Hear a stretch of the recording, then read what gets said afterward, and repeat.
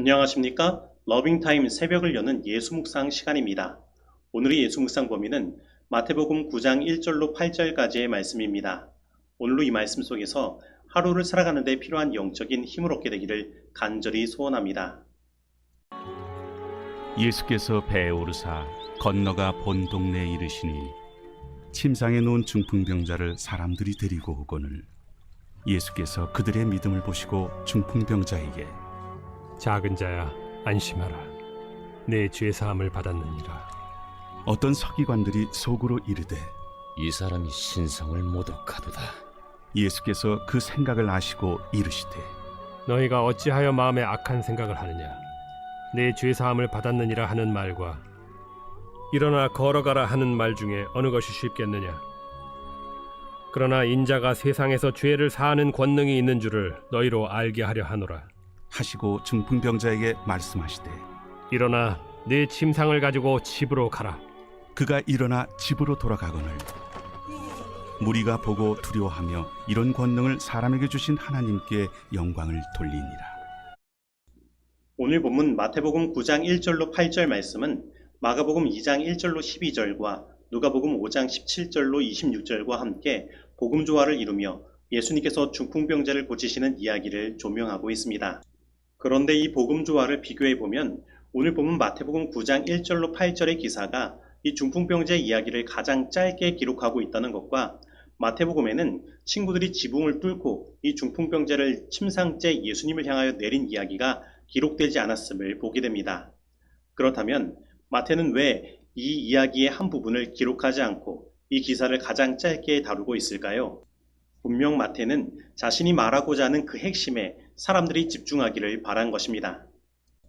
그렇다면 마태가 오늘 본문을 통하여 말하고자 하는 핵심은 무엇입니까? 그것은 마태복음 9장 6절에 나타난 것처럼 예수님께서 죄 사하는 권능이 있다는 것을 알려주는 것입니다. 그런데 누가복음 5장 7절 말씀에는 이렇게 말합니다. 이 사람이 어찌 이렇게 말하는가? 신성 모독이로다.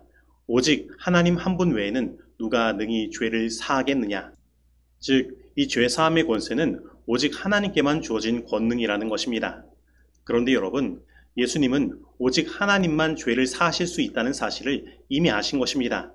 그리고 그것이 신성 모독이라는 것도 아셨습니다. 그러나 그럼에도 불구하고 예수님은 그 죄 사하심을 행하신 것입니다. 왜냐하면 예수님 자신이 바로 하나님이셨기 때문입니다. 그래서 이러한 것들을 보면 마태는 예수님께서 가지신 죄사함의 권능, 곧 그분의 신적인 능력을 독자들에게 나타내기를 원하고 있음을 보게 됩니다. 그리고 앞서 마태는 예수님께서 바다를 잔잔하게 하심으로 자연을 다스리는 능력이 있음을 보여주었습니다. 그리고 마태는 예수님께서 귀신 들린 자들을 고치심으로 귀신을 심판하시는 능력이 있음을 보여주었습니다. 그래서 이 모든 것을 볼 때 마태는 이 땅의 왕으로서 오신 예수님의 신적인 능력을 보여주므로 예수님의 위대함을 나타내려고 하고 있음을 우리는 보게 되는 것입니다. 그러므로 오늘 이러한 위대하신 예수님께 삶의 모든 문제를 맡기게 되길 바랍니다. 그러면 오늘 본문에 예수님께 맡기고 부탁되어진 모든 인생들이 구원을 얻고 그 삶의 문제를 해결받은 것처럼 오늘 우리들의 삶의 문제도 예수님께서 해결해 주실 것입니다. 그런데 오늘 본문은 죄와 질병이 서로 연결되어 있음을 말하고 있습니다. 그리고 성경은 시편 103편 3절에서 말하는 것처럼 끊임없이 죄사함과 병고침이 서로 상관관계를 이루고 있음을 말하고 있는 것입니다. 그래서 오늘날 의사들은 이 세상의 많은 질병의 원인이 스트레스 때문이라고 말합니다. 그런데 이 스트레스는 팽팽히 죄다, 긴장이라는 뜻을 가진 라틴어 스트링어로부터 비롯된 단어입니다. 그래서 스트레스는 나쁜 외적, 내적 자극에 대한 인간의 반응인 것입니다. 그런데 우리는 죄인들 가운데 살면서 죄인으로 살아갑니다. 그래서 끊임없이 외적으로나 내적으로 나쁜 자극을 받고 긴장하며 살아갈 수밖에 없는 것입니다. 그래서 우리는 이 긴장을 푸는 일들이 필요합니다. 그리고 이 긴장을 푸는 일은 우리들의 마음의 문제를 푸는 것부터 시작됩니다. 그래서 오늘 본문의 중풍병자를 바라보면 이 중풍병은 죄악된 생활의 결과로 그에게 찾아온 것임을 보게 됩니다. 그래서 그는 바리새인과 의원들에게 찾아갔지만 그들은 이 병을 불치라고 선언하고 하나님의 진노에 맡겨버린 것입니다. 그리고 바리새인들은 이 질병이 하나님께서 불쾌하게 여기신 징거로 여기고 이러한 병자와 가련한 자들을 멀리한 것입니다. 그래서 이러한 분위기 속에서 그의 마음의 짐은 더욱더 무거워진 것입니다. 그래서 그는 그 마음 가운데 육체적 회복보다는 이 죄의 짐에서 해방되기를 바랬던 것입니다.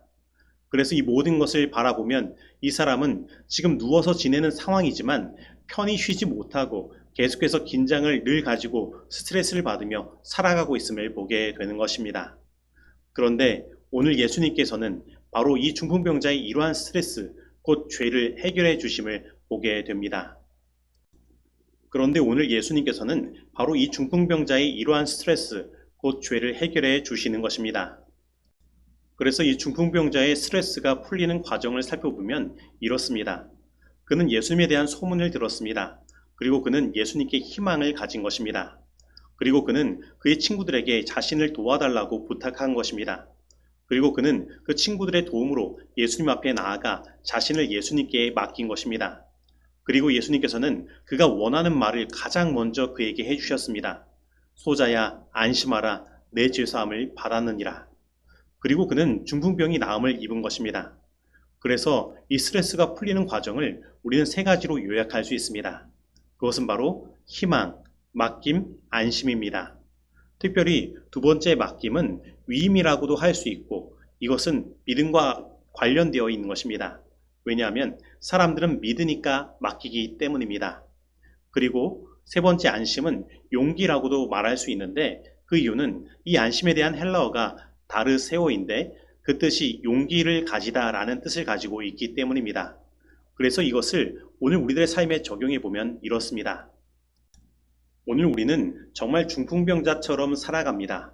왜냐하면 우리는 희망을 잃어버린 세대에 살고 있기 때문입니다. 예전에는 경제적인 발전이 급속도로 이루어지는 세대였기 때문에 열심히 노력하고 일하면 더 나은 삶을 살 수 있다는 희망이 있었는데 이제는 그 급속 성장이 멈추고 자본주의의 문제점이 드러나고 이것이 무너지는 것입니다. 그래서 사회의 경제적 압박으로 인해 연애, 결혼, 주택 구입, 출산, 인간관계 등 많은 것을 포기하는 M4 세대에 우리는 살아가고 있는 것입니다. 그리고 더 나아가 세상의 사람들은 얼마나 개인적이고 차가운지 그 속에서 우리는 사람들의 외면을 받고 상처를 입고 살아가는 것입니다. 그리고 우리는 믿음을 상실한 시대에 살아가고 있습니다. 그래서 맡기지 못합니다. 그래서 혼자 그 모든 것을 짊어지고 가려고 하는 것입니다. 그리고 우리는 같은 죄에 계속해서 넘어집니다. 그래서 그냥 그렇게 자포자기하고 넘어진 상태로 계속 살아가는 것입니다. 그리고 우리는 이렇게 외칠 수밖에 없습니다. 누가 나를 사망의 몸에서 건져내랴. 그리고 너무나 큰 스트레스로 인하여 계속 누워있고 싶은 마음이 우리에게 있습니다. 그런데 그래서 쉬려고 누워도 긴장이 풀리지 않는 것입니다. 바로 우리는 중풍병자와 같은 삶을 살고 있는 것입니다. 그러면 우리가 이것에서 벗어나는 방법은 무엇입니까? 우리를 이렇게 만든 스트레스와 죄에서 벗어나게 하는 방법은 무엇입니까? 그 방법을 우리는 오늘 본문에서 발견한 세 가지 사실을 가지고 적용할 수 있습니다. 첫째, 우리는 희망을 가져야 합니다. 그런데 이 희망을 우리는 어디에서 얻을 수 있습니까? 예, 바로 예수님께 얻을 수 있는 것입니다. 그리고 우리는 그 예수님을 하나님의 말씀을 통해 만날 수 있는 것입니다. 그리고 둘째, 우리는 우리의 무거운 짐을 맡기고 위임해야 합니다. 바로 우리 주변의 사람들과 친구들과 교인들과 함께 이 짐들을 나눠지고 맡겨야 하는 것입니다. 우리는 그동안 너무 사람들을 믿지 못해 맡기지 못하고 다 내가 그 모든 것을 떠안으려고 했습니다. 그러다 보니 그 일들의 중압감에 눌려 있을 때가 있는 것입니다. 그러나 우리는 맡겨야 합니다. 그리고 그들이 실수를 해도 용납하고 함께 협력해야 하는 것입니다. 그래서 우리는 삶의 모든 중압감에서 노임을 받아야 하는 것입니다. 그리고 우리가 정말로 맡겨야 하는 것은 우리의 죄의 짐을 예수님께 맡기는 것입니다. 우리가 예수님께 우리의 삶의 모든 스트레스와 죄의 짐을 가지고 간다면 분명 예수님은 우리의 모든 무거움을 가볍게 해주실 것입니다. 그리고 셋째, 우리는 안심하고 용기를 가져야 합니다. 왜냐하면 이미 우리의 죄를 예수님께서는 다 용서하셨기 때문입니다. 예수님은 중풍병자에게 내가 너의 죄를 용서해 줄게 라고 말씀하지 않으셨습니다. 너가 이미 죄사함을 받았다고 선언하신 것입니다. 그렇기 때문에 우리는 내가 용서를 받을 수 있을까 걱정할 필요가 없습니다. 그리고 우리는 예수님께서 나를 이미 용서하셨기 때문에 예수님을 의지하여 용기를 가지고 일어설 수 있는 것입니다. 그리고 우리가 용기를 가지고 일어선다면 우리는 우리의 삶을 짓눌렀던 모든 것에서 해방되는 경험을 하게 될 것입니다. 참으로 하나님께 돌아가는 사람은 누구나 할 것 없이 그들의 생애에 영원한 기쁨을 갖게 된다. 죄인이 성령의 감화를 받을 때에 그는 마음을 살피시는 크신 하나님의 거룩하심에 비해서 자신의 죄가 얼마나 더러운지 깨닫게 된다. 그는 자신이 정죄받은 죄인임을 깨닫는다. 그러나 그것으로 인해 자포자기하지 말아야 한다. 이는 그가 이미 용서를 받았기 때문이다. 그는 죄사함을 받은 것을 느끼고 용서하시는 하늘 아버지의 사랑으로 기뻐할 수 있다. 죄가 많지만 회개한 인간들을 당신의 사랑의 팔로 안으시고 그들의 상처를 싸매시고 그들을 죄에서 정결케 하시고 구원의 옷을 입히시는 것이 하나님의 영광이시다. 선지자와 왕 668페이지의 말씀입니다. 이제 적용하는 시간입니다. 오늘 나는 예수님께서 우리의 죄를 사하실 수 있는 전능하신 하나님이심을 믿고 있습니까? 오늘 나는 예수님께 희망을 두고 모든 것을 맡김으로 마음의 안심과 용기를 얻어 중풍병과 같은 모든 스트레스와 죄의 중압감에서 일어나는 삶을 살기를 원하고 있습니까? 오늘 나를 힘들게 하는 무거운 죄의 짐은 무엇입니까? 오늘 이 말씀 속에서 내가 실천해야 할 것은 무엇입니까? 기도하시겠습니다. 하나님 아버지, 희망이 없는 이 세대에 예수 그리스도를 통하여 희망을 주시고 우리의 모든 죄로 인하여 얻어지는 모든 스트레스와 중압감에서 우리를 구원하여 주시니 감사드립니다. 하나님, 오늘 이 시간 예수님만을 바라보고 예수님께 모든 것을 맡기길 원합니다. 오늘 우리의 삶의 모든 무거운 짐을 예수님의 십자가 앞에 내려놓사오니 우리의 마음 가운데 예수님께서 이미 우리의 죄의 짐을 가볍게 해주시고 용서하셨다는 사실을 믿을 수 있도록 믿음의 선물을 허락하여 주옵소서. 그리고 오늘 우리의 마음이 안심하며 용기를 얻게 하여 주옵시고 믿음으로 우리의 모든 연약함의 자리에서 우리가 일어날 수 있도록 우리를 인도하여 주옵소서. 예수님의 이름으로 기도드립니다. 아멘.